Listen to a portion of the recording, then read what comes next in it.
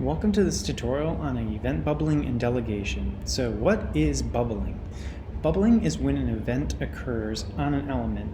It first runs the handlers on it and on its parent, then all the way up on the other ancestors. Not all bubble events are the same. If there's no event listeners on the parent classes, the event still bubbles, but no actions are taken. If we don't want our event to bubble, we can stop it with the stop propagation method. And delegation is basically the opposite of bubbling, where we put an event listener on the parent and have it go down into the children. This is basically done by putting the listener on some parent even as high as the entire body, and then using e.target to delegate which ones do specific functions. This can be useful when we use JavaScript to dynamically insert additional HTML.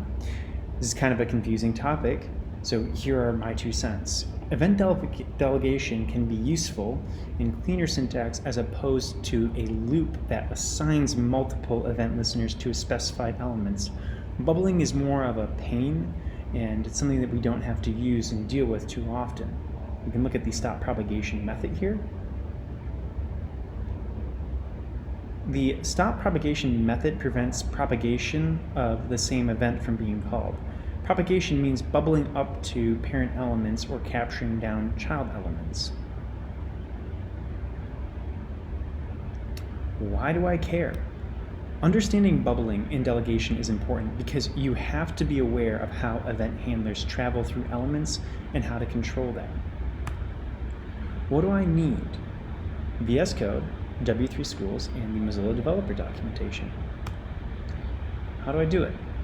Create a JavaScript file and follow the instructions in the next slide.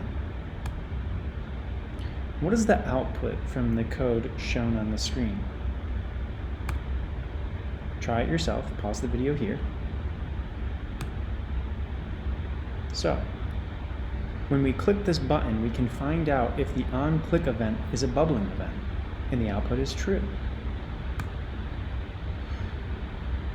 What if I want to change an element when the user presses a keyboard key?